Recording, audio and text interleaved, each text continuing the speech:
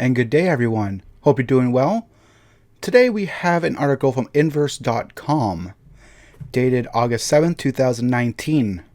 Title is, Rise of Skywalker Sith Fleet Leaks Could Hint at Thrawn's Return. So if you like this kind of content, consider subscribing to the channel. It really does help out the channel a lot. So now, let's get into it. Will Kylo Ren have something in common with Grand Admiral Thrawn in Star Wars The Rise of Skywalker? If one new rumor is to be believed, Kylo will pull something in the next Star Wars movie that will be very similar to a huge plot point in Timothy Zahn's famous Thrawn trilogy of novels. And if all of this does go down, it seems to leave the blast doors wide open for some expanded universe retcon. So, obviously could be some spoilers ahead, but I mean these are just rumors and theories, so let's go on with it. First off, last week, the fairly reliable Star Wars fan site Making Star Wars reported the rumor that the origin of the mysterious Sith troopers is connected to a lost fleet of ships that have been lost in the far reaches of the galaxy. Here's a snippet from the Making Star Wars article. The Sith stormtroopers have been hidden away in the unknown regions. It is apparently hellish in those areas. The universe is not entirely stable. The area is dangerous and full of peril. Since Emperor Palpatine's death, the fleet has been dodging gravity wells and surviving in the wilderness of space in the unknown regions, waiting to be found and to finish their mission. The rumor goes on to state that Kylo Ren needs to find this fleet of ships to get his mojo going again. Does that make sense? Maybe. So some background. Minus a few scenes in Solo, a Star Wars story, we rarely see spaceships being constructed in Star Wars movies. In some senses, at least in the classic films, it feels like all the ships are super old, kind of like a dystopian economy where everyone drives a used car from 20 years prior, except for the evil dudes who work for the man.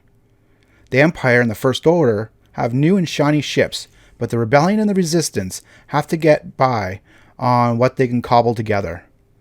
Then again, unlike the Empire, the First Order isn't exactly a government at all.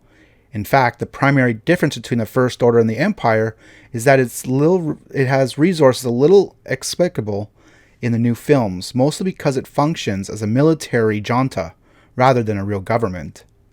During the Empire's reign, the galaxy-spanning government, the Republic, morphed into the Empire, meaning that for a little while you had an Imperial Senate. The First Order isn't like that. It's pretty much only an army, which means if they run out of resources, it stands to reason they'll need to steal from somewhere else. Sorry if I'm kind of messing up the words. The article doesn't have complete sentences at times. So, like here, if they run out resources, instead of, they should have put, if they run out of resources. Anyways, let's continue on. Now the idea that a dark side badass needs a fleet of long-forgotten ships in order to do some serious damage is pretty much half the plot of the book, Dark Force Rising, which is the second of the 3 books in the Thrawn trilogy of novels written by Timothy Zahn. These books are famous because they basically created everything 90s Star Wars fans thought they knew about the continuing adventures of Luke, Han, Leia, Lando, and the New Republic after the events of Return of the Jedi. Briefly, the books are mostly about fledgling New Republic dealing with remnants of the Empire, led by Grand Admiral Thrawn, trying to take over the galaxy. And one way Thrawn was going to get the necessary firepower to do it was by hijacking a fleet of lost ships called the Katana Fleet. Obviously, if this rumor about Kylo needing a similar secret fleet is true, it already feels like very, very similar. Now in the Zahn books, the Katana fleet didn't come with special secret Sith troopers, but still, there's something very interesting about it.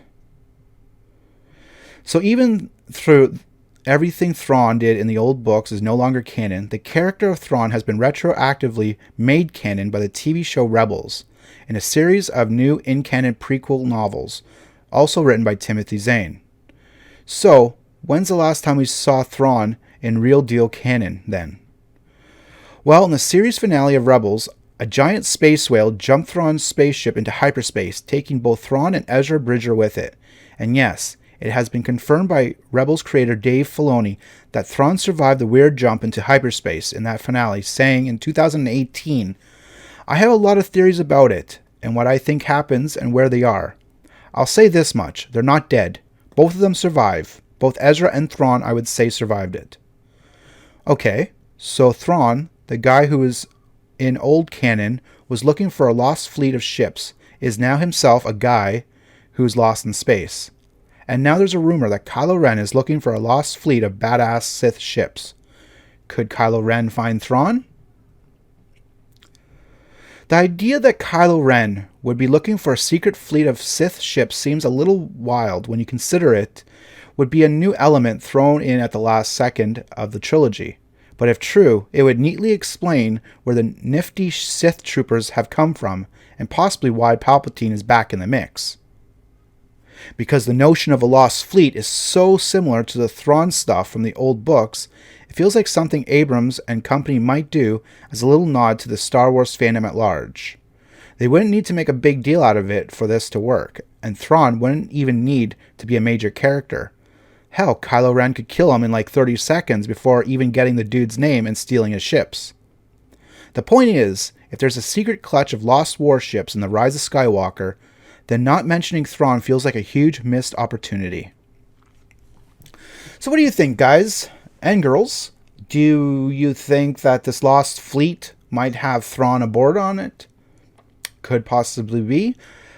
I don't think they're going to throw Thrawn in, though, in the last movie. I mean, the ships, maybe. Maybe even like a callback maybe to Thrawn, but I don't think they're going to put Thrawn. Thrawn needs his own movie. You know, maybe even a trilogy on its own, I think. So to have Thrawn being thrown in at episode 9, I don't think sounds very good, in my opinion anyways. But it's not about my opinion. What do you guys think? Let me know in the comments section. And yeah, as always, take care and have a great day.